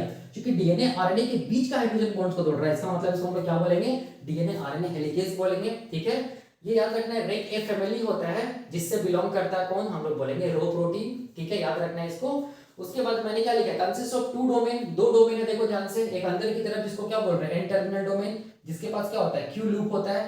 एन टर्मिनल डोमेन को न्यूक्लियोटाइड बाइंडिंग डोमेन, यही डोमेन किसको रिकॉग्नाइज करता है, रेड साइट को रिकॉग्नाइज करता है, रो यूटिलाइजेशन साइट को रिकॉग्नाइज करता है, जो एमआरएनए में प्रेजेंट है, याद रखना है। वही मैंने यहाँ पर लिखा है, देखो, it recognises the specific site on mRNA known as rut site, rho utilisation site इसको बोलते हैं। और क्या लिखा है मैंने, कि यहाँ पर क्या होगा, क्यू लूप होगा, देखो ध्यान से, the nucleotide binding domain of rho protein consists of Q loop which recognizes क्या चीज हम लोग बोलेंगे, रेड साइड में जो न्यूक्लियोटाइड का सीक्वेंस होता है या जो सी रिच सीक्वेंस होता है उसको रिकॉग्नाइज करता है कौन, हम लोग बोलेंगे क्यू लूप। यही मैंने यहाँ पे लिखा है। दूसरा डोमेन को क्या बोलते हैं, carboxyl terminal domain, carboxyl terminal domain, C terminal domain. देख लीजिए बाहर का जो डोमेन है उसको क्या बोलेंगे, सी टर्मिनल डोमेन बोलेंगे, ठीक है। और ये सी टर्मिनल डोमेन के पास क्या होता है, एटीपेज एक्टिविटी होता है या एंटीपेज एक्टिविटी भी होता है, याद रखना है, ठीक है। इसको हेलिकेज एक्टिविटी भी हम लोग बोल सकते हैं, ठीक है। अब देखो ये तभी एक्टिव होता है जब हम लोग बोलेंगे जो क्यू ये न्यूक्लियोटाइड बाइंडिंग डोमेन है वो किसके साथ जाके जुड़ जाए, हम लोग बोलेंगे रेड साइड के साथ जुड़ जाए, तभी ये डोमेन क्या होगा, एक्टिव होगा और ये एटीपी को तोड़ेगा एडीपी प्लस इनऑर्गेनिक फॉस्फेट में, तभी जाके ये जो रो प्रोटीन है वो मूव करेगा एमआरएनए में 5 प्राइम से 3 प्राइम डायरेक्शन में और क्या करेगा, एमआरएनए को रिलीज करेगा, ठीक है। ये कैसा प्रोटीन होता है, एटीपी डिपेंडेंट प्रोटीन भी होता है, देख सकते हैं रो प्रोटीन एटीपी डिपेंडेंट है क्योंकि एटीपीज जो एक्टिविटी जो इसका ऑन हो रहा है इसको काम करने के लिए क्या चाहिए, एटीपी चाहिए, इसका मतलब ये एटीपी डिपेंडेंट प्रोटीन है। भाई मैंने यहाँ पे लिखा है rho recognises the rut site present on the mRNA chain. बिल्कुल देखो रो प्रोटीन रेड साइट को रिकॉग्नाइज किया है जो कि एमआरएनए के चेन में प्रेजेंट है, ठीक है। Rho dependent termination only applicable for the termination of mRNA chain. बिल्कुल रो प्रोटीन देखो एमआरएनए चेन को टर्मिनेट कराता है या एमआरएनए चेन को रिलीज कराने में हेल्प करता है। रो प्रोटीन याद रखना है एमआरएनए के केस में यूटिलाइज होता है, ठीक है। रो प्रोटीन रो डिपेंडेंट टर्मिनेशन एमआरएनए के केस में हम लोग बोलेंगे एप्लीकेबल होता है। भाई मैंने यहाँ पर लिखा है क्यों, क्योंकि कोई भी लूप का फॉर्मेशन नहीं होता है, क्योंकि कोई भी लूप एमआरएनए में नहीं बन रहा है, इसलिए रो प्रोटीन आसानी से क्या कर रहा है, मूव कर रहा है एमआरएनए में और क्या करा रहा है, टर्मिनेशन करा रहा है, इसीलिए इसको बोलते हैं रो डिपेंडेंट टर्मिनेशन, ठीक है। जिसमें एमआरएनए का हम लोग बोलेंगे या ट्रांसक्रिप्शन या एमआरएनए का टर्मिनेशन होता है, एमआरएनए क्या होता है, रिलीज होता है। अब देखो ये तो था हम लोग बोलेंगे रो प्रोटीन के बारे में। रेड साइट के बारे में मैंने क्या लिखा है, रो यूटिलाइजेशन साइट बोलते हैं रेड साइट को। पहला मैंने क्या लिखा है, it is present on the mRNA chain. देखो रेड साइट प्रेजेंट होता है कहां पर, एमआरएनए के चेन में प्रेजेंट होता है। इट इज साइटोसिन रिच, यहां पर क्या होगा, साइटोसिन एक्चुअल में ये जो रेड साइट होता है उसमें हम लोग बोलेंगे कितना न्यूक्लियोटाइड का सीक्वेंस होता है, 90 से 95 न्यूक्लियोटाइड का सीक्वेंस होगा रेड साइट में, ठीक है। और ये 90 से 95 जो न्यूक्लियोटाइड का सीक्वेंस होगा इसमें सबसे ज्यादा क्या रहेगा, साइटोसिन रहेगा, इसीलिए इसको हम लोग क्या बोलते हैं, red site is cytosine rich, ठीक है। 41% साइटोसिन होता है, एडेनिन भी होगा 25%, यूरासिल भी होगा 20%, गुआनिन भी होगा 14%, ठीक है। तो इसमें याद रखिएगा ये एग्जाम में पूछ सकता है कि सबसे ज्यादा क्या होता है, साइटोसिन मिलता है रेड साइट पर, सबसे कम क्या मिलता है, यूरासिल मिलता है, ठीक है। और इसी को कौन रिकॉग्नाइज करता है, इसी को रिकॉग्नाइज करता है red site is recognised by rho protein. बिल्कुल देखो रो प्रोटीन रिकॉग्नाइज किया रेड साइट को। रो प्रोटीन का कौन सा डोमेन, न्यूक्लियोटाइड बाइंडिंग डोमेन या ये न्यूक्लियोटाइड या एन टर्मिनल डोमेन। क्यों, क्योंकि इसके पास कैसा लूप है, क्यू लूप है। यही क्यू लूप क्या करता है, रेड साइड में जो सी रिच सीक्वेंस होता है, ठीक है, उसको रिकॉग्नाइज करता है। अब देखो वही मैंने यहाँ पर लिखा है, वही मैंने यहाँ पर बताया और कैसे करके बाइंडिंग होता है रो प्रोटीन का, जिसको कोऑपरेटिव बाइंडिंग मेथड बोलते हैं। और ये एमआरएनए कैसे करके रिलीज हुआ, कैसे करके आरएनए पॉलीमरेज डिसोसिएट किया, कैसे करके नस ए फैक्टर एलोंगेशन फैक्टर डिसोसिएट किया, ये मैंने बता दिया। तो ये खत्म होता है क्या चीज, हम लोग बोलेंगे रो डिपेंडेंट टर्मिनेशन, जिसको हम लोग एक्सट्रिंसिक टर्मिनेशन क्यों बोलते हैं। एक्सट्रिंसिक का मतलब हो गया कुछ बाहर का फैक्टर क्या कर रहा है, हम लोग बोलेंगे इन्वॉल्व हो रहा है ट्रांसक्रिप्शन को टर्मिनेट कराने में। तो वो बाहर का फैक्टर क्या चीज हम लोग बोलेंगे, रो फैक्टर है ना, या रो डिपेंडेंट, जिसको हम लोग क्या बोले, ट्रांसक्रिप्शन। देख सकते हैं बाहर से प्रोटीन आ रहा है, बाहर मतलब इन द सेंस की सेल के साइटोप्लाज्म में ही रो प्रोटीन सेल ही बनाता है, प्रोकैरियोटिक सेल्स, ठीक है। तो वो प्रोटीन क्या किसी चीज में हेल्प कर रहा है, रो प्रोटीन टर्मिनेशन में हेल्प कर रहा है, इसीलिए इसको क्या बोलते हैं, एक्सट्रिंसिक टर्मिनेशन बोलते हैं, ठीक है। तो ये खत्म हो गया, हम लोग बोलेंगे एक्सट्रिंसिक टर्मिनेशन या रो डिपेंडेंट टर्मिनेशन।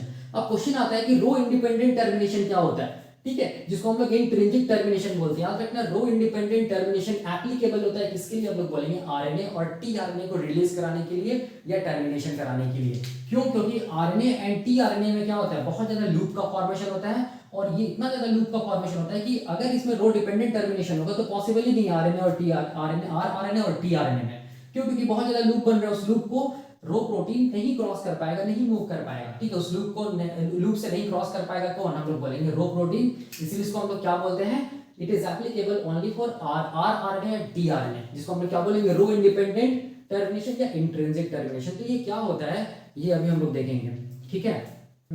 तो अभी हम लोग क्या देखेंगे, अभी हम लोग देखेंगे क्या चीज, रो इंडिपेंडेंट टर्मिनेशन, जिसको हम लोग क्या बोलते हैं, इंट्रिंसिक टर्मिनेशन, और जो एप्लीकेबल होता है आरएनए और टीआरएनए के को टर्मिनेट कराने के लिए, ठीक है। और इससे अभी हम लोग क्या देखेंगे, रो डिपेंडेंट टर्मिनेशन, जो कि हम लोग बोलेंगे, जिसको हम लोग क्या बोले थे, एक्सट्रिंसिक टर्मिनेशन, जो कि एप्लीकेबल होता है एमआरएनए के लिए, ठीक है। तो देखो अभी कॉन्सेंट्रेट करते हैं कि ये रो इंडिपेंडेंट टर्मिनेशन क्या होता है, इसको इंट्रिंसिक टर्मिनेशन क्यों बोलते हैं, ठीक है। और ये क्यों rRNA और tRNA के लिए एप्लीकेबल होता है? तो मैंने बताया था rRNA और tRNA में क्या होता है, बहुत सारा लूप का फॉर्मेशन होता है और वो लूप को नहीं क्रॉस कर पाएगा क्या चीज, रो प्रोटीन। इसीलिए यहाँ पर rRNA और tRNA के केस में जो टर्मिनेशन होता है वो रो इंडिपेंडेंट होता है, मतलब खुद RNA का, rRNA और tRNA में कुछ इंट्रिंसिक सिग्नल सीक्वेंस होता है जो कि क्या कराता है, हम लोग बोलेंगे ट्रांसक्रिप्शन को टर्मिनेट कराता है। तो कैसे समझे, देखो तो उसको हम लोग समझते हैं डायग्राम से। देखिए ये क्या चीज हम लोग बोलेंगे, ये क्या चीज है, ये है हम लोग बोलेंगे ये डीएनए का स्ट्रैंड है 5 प्राइम 3 प्राइम, ठीक है। ये क्या होगा, हम लोग बोलेंगे ये डीएनए का दूसरा स्ट्रैंड होगा जिसको हम लोग क्या बोलेंगे 3 प्राइम 5 प्राइम बोलेंगे, हम लोग जानते हैं। और ये जो डीएनए का 3 प्राइम 5 प्राइम स्ट्रैंड को हम लोग क्या बोलते हैं, टेम्पलेट बोलते हैं, या क्या बोलेंगे एंटीसेंस डीएनए का स्ट्रैंड, इसको सेंस या क्या बोलेंगे कोडिंग डीएनए का स्ट्रैंड 5 प्राइम 3 प्राइम को, ठीक है। और हम लोग ये जानते हैं कि टेम्पलेट या एंटीसेंस डीएनए के स्ट्रैंड में देखो ध्यान से, ये मान लो यहां से यहां तक क्या चीज है, टर्मिनेशन, क्या चीज हम लोग बोलेंगे टर्मिनेशन साइट है, टर्मिनेशन साइट है, ये क्या चीज है हम लोग बोलेंगे टर्मिनेशन साइट है। जहां पर देखो ध्यान से ये जो टेम्पलेट डीएनए के स्ट्रैंड है ना, या एंटीसेंस जो डीएनए के स्ट्रैंड है ना, वो हम लोग बोलेंगे क्या चीज होगा, पोली ए रिच होगा, ठीक है। याद रखना इसमें कैसा टर्मिनेशन ये मिलेगा, सीक्वेंस मिलेगा ए ए ए ए ए ए ए ए ए ए, ये क्या चीज हम लोग बोलेंगे पोली ए, क्या चीज सिग्नल है, पोली ए सीक्वेंस है। इसी को हम लोग क्या बोलते हैं, इसी को हम लोग क्या बोलते हैं टर्मिनेशन सीक्वेंस बोलते हैं, हम लोग जानते हैं, ठीक है। जो प्रेजेंट होता है कौन सा डीएनए के स्ट्रैंड में, हम लोग बोलेंगे टेम्पलेट डीएनए के स्ट्रैंड में प्रेजेंट होता है, या एंटीसेंस डीएनए के स्ट्रैंड में प्रेजेंट होता है। और ये पोली ए जो सीक्वेंस है वो उसका कितना नंबर रहेगा 8 से 10, मतलब 1 2 3 4 5 6 7 8 9 10, 10 क्या रहेगा, हम लोग बोलेंगे पोली ए सिग्नल रहेगा, जिसको बोलेंगे टर्मिनेशन क्या चीज सीक्वेंस बोलेंगे, ठीक है, जो कि टर साइट में या टर्मिनेशन साइट में प्रेजेंट होता है। यहाँ पर क्या है देखो ध्यान से, यहाँ पर क्या चीज है, यहाँ पर हम लोग बोलेंगे क्या चीज है, यहाँ पर आरएनए पॉलीमरेज है ना, देखो ध्यान से यहाँ पर आरएनए पॉलीमरेज है और इसके साथ क्या जुड़ा हुआ, हम लोग बोलेंगे नस ए फैक्टर जुड़ा हुआ जिसको इलोंगेशन फैक्टर बोलते हैं। ये क्या चीज है, आरएनए पॉलीमरेज है, ठीक है। जब ये आरएनए पॉलीमरेज मूव कर रहा होता है तो ये क्या बनाता है, देखो ध्यान से, ये क्या बनाता है, हम लोग बोलेंगे ये क्या बनाता है, एमआरएनए बनाता है, सॉरी ये कौन, यहाँ पर क्या बनेगा आरएनए या टीआरएनए बनेगा, सिंपल हम लोग क्या बोलेंगे आरएनए बनेगा। तो देखो ये क्या चीज हम लोग बोलेंगे, ये क्या चीज है आरएनए है, ठीक है। ये वाला क्या चीज है, क्या 5 प्राइम, ये क्या चीज हम लोग बोलेंगे आरएनए है, जिसको हम लोग क्या बोलेंगे आरएनए चेन बोलेंगे, ठीक है।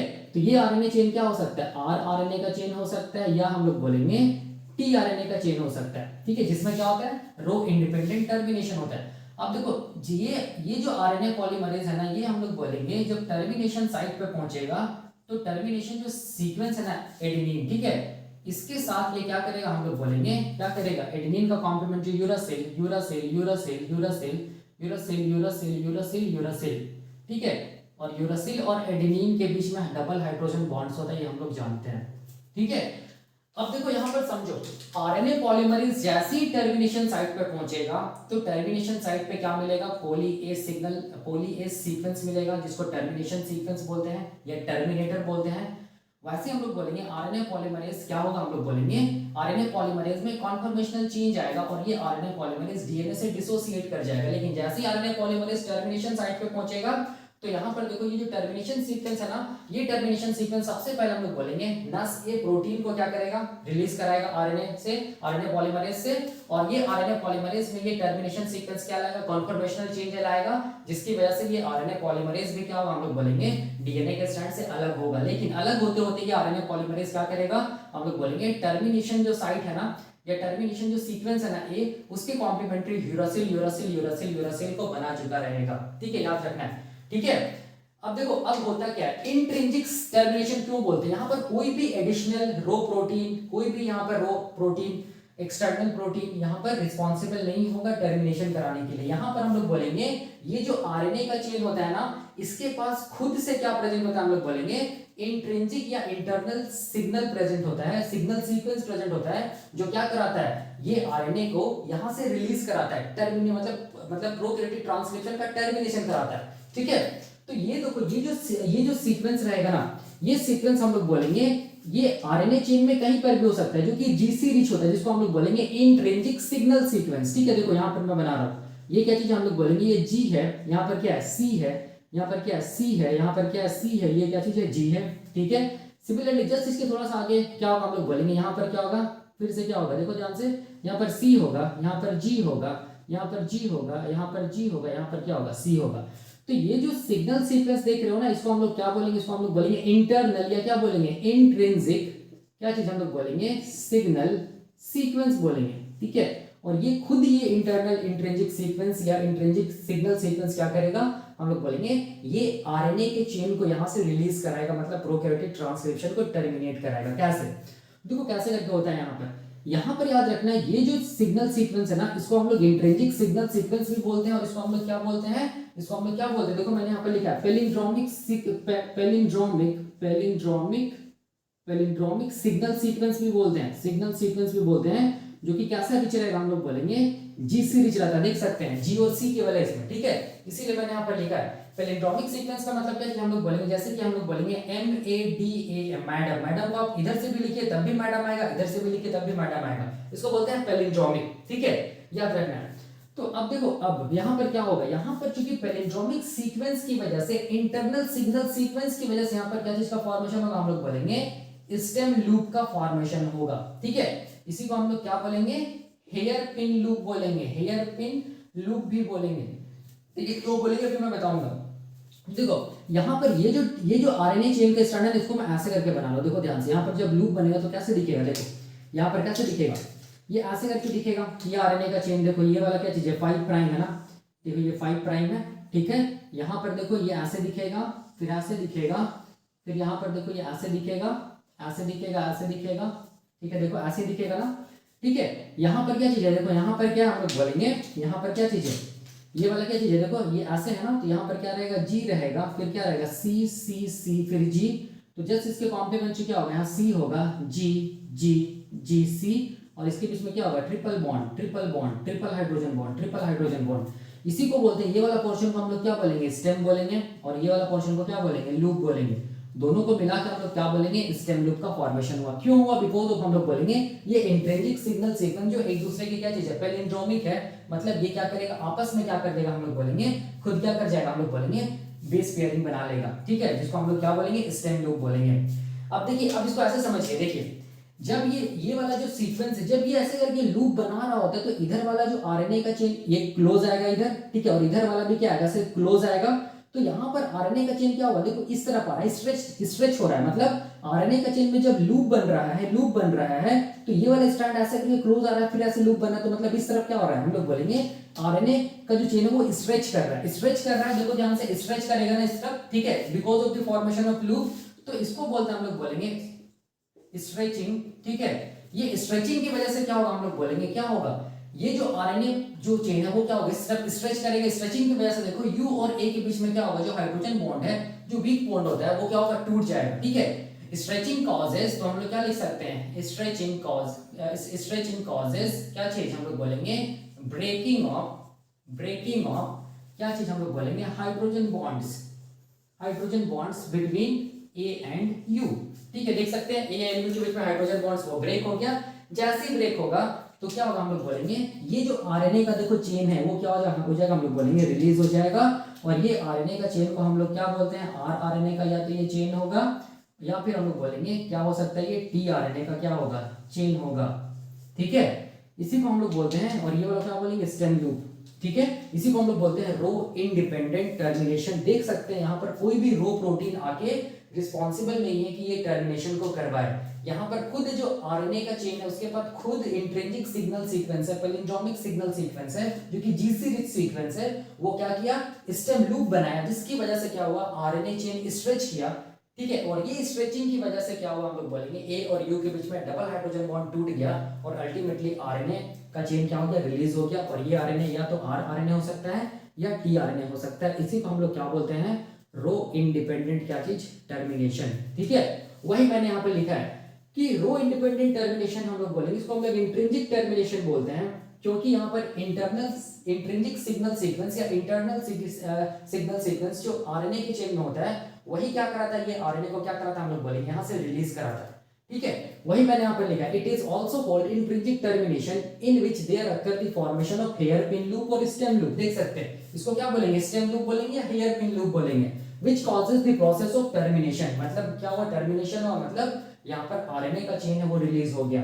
Intrinsic termination is sequence specific termination, देखो सीक्वेंस स्पेसिफिक टर्मिनेशन है, and this sequence present itself in the newly synthesised rRNA और टीआरएनए चेन। और ये जो सिग्नल का सीक्वेंस होता है ये खुद ये आरआरएनए और टीआरएनए के जो स्ट्रैंड होता है, या हम लोग बोल सकते हैं टीआरएनए एंड आरआरएनए में प्रेजेंट होता है, जो इसीलिए इसको हम लोग क्या बोलते हैं, that is the reason why it is also known as intrinsic termination बोलते हैं। और ये जो सिग्नल सीक्वेंस होता है वो क्या होता है, हम लोग बोलेंगे जीसी रिच होता है। देख सकते हैं जीसी रिच होता है, और वो क्या होता है, पैलिंड्रोमिक होता है, पैलिंड्रोमिक सिग्नल सीक्वेंस होता है। ठीक है, तो ये खत्म होता है, हम लोग बोलेंगे रो इंडिपेंडेंट क्या चीज, ट्रांसक्रिप्शन टर्मिनेशन। तो ये खत्म हो गया, हम लोग बोलेंगे क्या चीज, प्रोकैरियोटिक ट्रांसक्रिप्शन का initiation mechanism, elongation mechanism and termination mechanism. अगले लेक्चर में हम लोग क्या देखेंगे, अगले लेक्चर में हम लोग देखेंगे कुछ कुछ इनहिबिटर्स है जो कि प्रोकैरियोटिक ट्रांसक्रिप्शन को क्या कराता है, हम लोग बोलेंगे इनहिबिट कराता है। ठीक है, तो कौन सा ये कौन सा इवेंट को इनहिबिट कराएगा, इनिशिएशन ऑफ ट्रांसक्रिप्शन को इनहिबिट कराएगा या इलोंगेशन को इनहिबिट कराएगा, ये हम लोग देखेंगे अगले लेक्चर में। ठीक है, तो अभी के लिए हम लोग यहीं तक रखते हैं। Thank you.